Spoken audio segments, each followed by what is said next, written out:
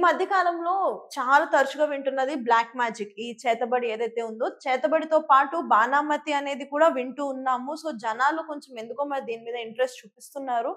అలానే గురువుగారిని అడిగి వివరాలన్నీ తెలుసుకుందాం. నమస్తే గురుగారు. ఎలా ఉన్నారు? నమస్కారం. బాగున్నా. గురువుగారు, చేతబడి అంటే తెలిసింది. బ్లాక్ మ్యాజిక్, జుట్టు ఏవో బొమ్మలు పిండి పూజలు చేస్తారు. ఎఫెక్ట్ అయితది అని అంటారు. మరి దీని గురించి నాకు కంప్లీట్‌గా తెలీదు. బాణామతి అంటే ఏంటి? అది ఆత్మ, ప్రేతాత్మ పవర్ ఎక్కువ అని ఎలా అయితే అంటారో దీంట్లో కూడా డిఫరెన్స్ ఉందంటారా? ఇప్పుడు మీరు మా దగ్గరకొస్తే నీకు ఇది ఉంది, అది ఉంది అంటే నమ్మవు గదా! హ్మ్. నీకు బాణమతి చేసిర్రు లేతే శాతబడి చేసిర్రు అంటే భయపడతావు. అవును. నువ్వు చచ్చిపోతావని చెప్తా. అప్పుడైతే భయం అయితదిగా నీకు. అవును. అప్పుడు నువ్వు ఎన్ని డబ్బులని ఇస్తావు? ఓహో! నేను భయపట్టించి డబ్బు తీసుకోవాలంటే నీకేదో పేరు ఇది చెప్పాలి. ఇప్పుడు ఇంతకుముందు మన భారతదేశం అనేది ఎక్కువ చదువు లేదు. చదువు రాదు ఎవరికీ. ఎడ్యుకేషన్ తక్కువ. అయితే అప్పుడేంది ఎవరికైనా సిక్ అయితే, ఏమైనా ప్రాబ్లమ్ వస్తే ఊళ్ళో ఎవడో కొద్దిగా నాటు వైద్యం తెలిసిన దగ్గరికి పోతుర్రు. దానికెళ్ళి కొద్దిగా వాడేంది నిమ్మకాయలు అవి ఇవి పెట్టి నీకేదేదో పూజలాగా చేస్తే కొద్దిగా రిలీఫ్ అనిపించేది. నిమ్మకాయతోటి చేస్తే కొద్దిగా రిలీఫ్ అవుతుంది. దానికి వాడేంది కొద్దిగా రిలీఫ్ అయిపోతే ఎంతో కొద్దిగా ఇస్తే తక్కువ అవుతుంది. రెండోసారి తక్కువ కాదు మళ్ళీ పోతావు. పోతే నీకు ఎవరో శాతబడి చేసిందంటారు. హ్మ్. భయపడిస్తాడు. ఎందుకంటే వాంగే భయం అవుతుంది. తక్కువ కాలేక. హ్మ్. హ్మ్. మూడోసారి పోతే నీకు బాణమతి చేసిర్రు, ఇక అది ప్రేతాత్మ ఉంది నీతోటి ఇబ్బంది పెడుతున్నారు. హ్మ్. వినండి, అది ఇదంతా ఫేకు. బాణమతి చేసిర్రు అనేది, చేతబడి అనేది నా లెక్కల ఫేకు. చేతబడి బాణమతి అసలు అనేది జస్ట్ జనాల్లో ఉన్న ఒక ఊత పదం. అది ఎనర్జీలు చనిపోయిన తర్వాత మనుషులే మనల్ని బట్టి పీడిస్తుంటారు. ప్రేతాత్మ అంటే లేడీ, చనిపోయిన ఆమె నా మీద లవ్ ఉంటే నా ఇంకా తిరుగుతుంది, నాతో సంసారం స్టార్ట్ చేస్తుంది. తెలుస్తుంది నా మీద పడి నన్ను తిప్పలు పెడుతున్నట్టు, నన్ను కొరుకుతున్నట్టు, నన్ను ఇబ్బంది పెడుతున్నట్టు తెలుస్తుంది. దాన్ని నా ఇంకా ఒక ఆమె పడ్డది, నన్ను పిక్క తిట్టుదని నువ్వే చెప్తావు. వచ్చి నువ్వే చెప్తావు నీ మీద ఏమవుతుందో. అప్పుడు నీకు బాణమతి చేసిరు, ప్రేతాత్మ పట్టింది, నేను చంపేస్తా అని చెప్తాడు. ఈ నెగెటివ్స్‌ను, ఈ ఫేక్ పక్కన పెడితే అసలు చేతబడి అంటే ఏంటి? బాణామతి అంటే ఏంటి? అవి రెండుతే. చేతబడి అనేదేమో మామూలుగా ఏంది, ఈ ఊర్లల్లో దిష్టి చేసి కొద్దిగా మామూలు బుద్ధ వైద్యం చేసేవాళ్ళు చేతబడి అంటారు. హ్మ్. ఒకసారి రెండు సార్లు చేసినా తగ్గకపోతే మూడోసారి పోతే దాన్ని బాణమతి అంటాడు. అంటే ఇక నువ్వు చచ్చిపోతావు అంటే ఎక్కువ సిక్ అవుతాడు. హ్మ్. ఎక్కువ సిక్ అవుతాడు, బాగా ప్రాబ్లం వస్తుంది, అనారోగ్య సమస్య వస్తుంది, ఇక వాడు చచ్చిపోయే స్టేజ్కి వస్తాడు. అయితే నీ మీద బాణమతి ప్రయోగం చేసిర్రు, ఇక నువ్వు చచ్చిపోతావు ఇక అని వాంగ్లో తెలియదు అది ఎట్లా తక్కువ చేయాలి. హ్మ్. ఇక ఇది చాలా ఖర్చుతో కూడుకున్న పని, అదే అనేది అని చెప్తాడు.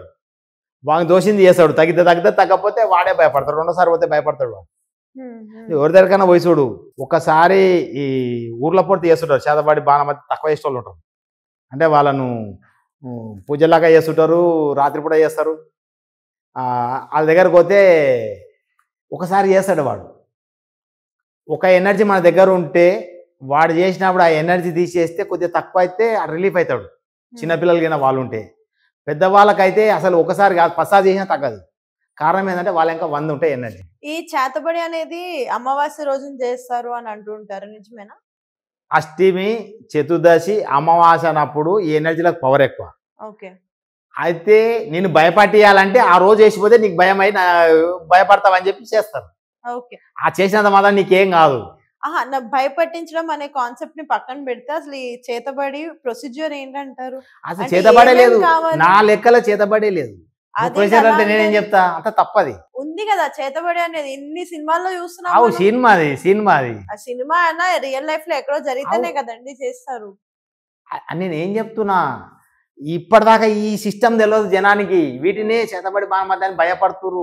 అంటే జుట్టు, గోర్లు, తొక్కిన మట్టి అన్నీ ట్రాషే అంటారా? అవన్నీ అవి తీసుకున్న పదేం కాదు. నా ఇస్తే తీసుకపోమని ఎవరికి నా అన్ని ఇస్తా, నేనే ఇస్తా. నేనే ఇస్తే నాకేదో చేయమను. ఇంత పెద్ద అదిలో ఉన్నా కదా, నేను సిక్ అయిపోతే అయినట్టే కదా నాకు. ఎవరైనా రాని ఓపెన్ ఛాలెంజ్ నేను ఇస్తా. నేను సిక్ అయితే నాకు అవి చేసినట్టే కదా. అంతా మనం చేసి భయపడేది. మీరు సిక్ అయిపోయిన తర్వాత ఏం ఉపయోగం? అరే నీకు తెలుస్తుంది కదా నిజమా అబద్ధం అనేది.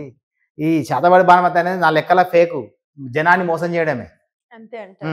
అయితే ఈ చేతబడి బాణమతి అనేది ఏమీ లేదు. ఏమీ ధైర్యంగా లేదు కానీ బతికేయొచ్చు. ఈ చనిపోయిన మన యొక్క పూర్వీకులు, మన యొక్క ఇంటోళ్ళు, మన యొక్క వీళ్ళ యొక్క ఎనర్జీలే మనల్ని ఇబ్బంది పెడతాయి.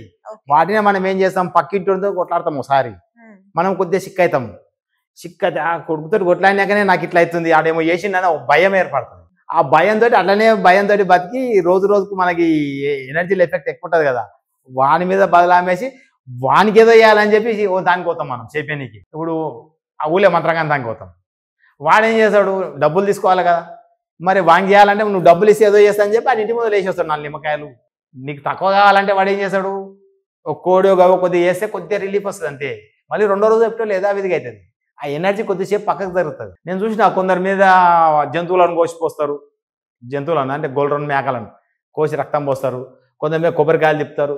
ఇదంతా కొద్దిసేపు తాత్కాలిక ఉపశమనమే. వాళ్ళు ఏమంటారు అంటే దానికి ఆవాహిస్తున్నాం అనుకుంటారు, రక్తము బలి ఇస్తున్నాం అనుకుంటారు. అవి ఏవి బలి అడగవు, అవి ఎనర్జీలు ఇవి ఏవి తీసుకోవు. మన మీద కూర్చొని ఎంజాయ్ చేసాయి అంతే. మన వంశము మేము మనోళ్ళని ఎంజాయ్ చేసే ఎనర్జీలు. వాటి గురించి తెలియక ఈ శాతవాడు చేసారు, బాణమతి చేసారు, ఇక వీడు చచ్చిపోతాడు అన్న ఫీలింగ్కి వస్తారు. అవి పట్టినోళ్ళు నిజంగా చచ్చిపోతారు. ఎక్కువ ఎనర్జీలు పట్టినోడు సిక్ అవుతాడు, వాడు చనిపోతాడు. చనిపోయేదాకా ఎనర్జీ ఇడవదు వాడిని, అది చంపకపోతాయి. ఎందుకంటే ఆ చనిపోయినోనికి శరీరం లేదు కాబట్టి మన శరీరం కూడా లేకుండా మనం కావాలి కాబట్టి మనల్ని తీసుకెళ్తాయి. దానికి మనకు తెలియక వాళ్ళ దగ్గరకు పోతే నీకు ఇది పట్టింది అంటాడు.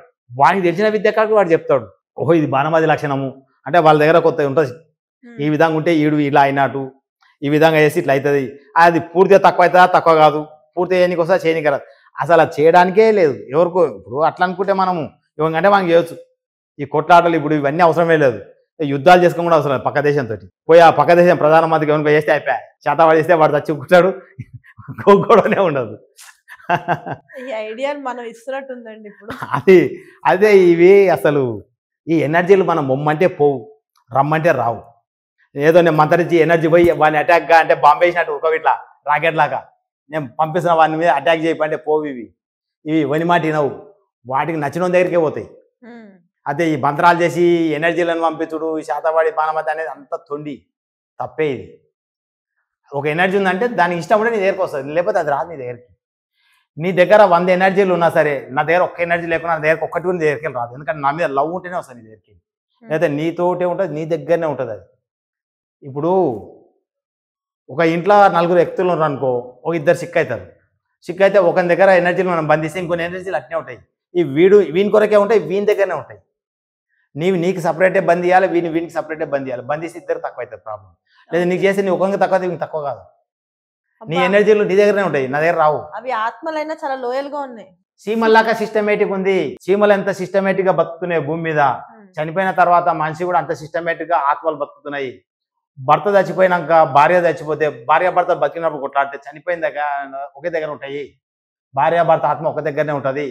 డిఫరెన్స్ 20 ఏళ్ళ గ్యాప్ ఉన్నా సరే, 20 ఏళ్ళ కింద భర్త చచ్చిపోయి ఇప్పుడు భార్య చచ్చిపోతే ఈ భార్య ఆత్మ కూడా భర్త తీసుకపోతాడు, ఇద్దరు ఒక్క దగ్గరనే ఉంటారు.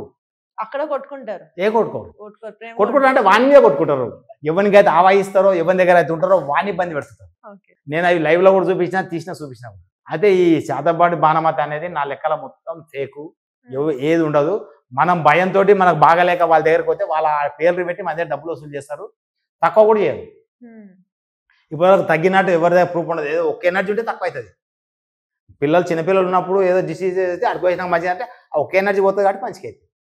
మళ్ళీ ఆ పిల్లలకు రాకుండా ఇంటి వాళ్ళకి ట్రాన్స్ఫర్ అవుతుంది. ఇప్పుడు మీ ఇంట్లో 4 పిల్లలు 2 పిల్లలు ఉన్నాడు, మీరు ఏం చేస్తారు, బాగాలేక తోలుకపోయి ఆయన దగ్గరికి పోయి ఏదో ఉంటారుగా ఊళ్ళల్లో హిందూ ముస్లిం వాళ్ళు ఉండి వాళ్ళు చేస్తుంటారు కొన్ని పనులు, అది దగ్గరికి అది తీసి నీకే ఇచ్చి అది చేసి చెప్తాడు.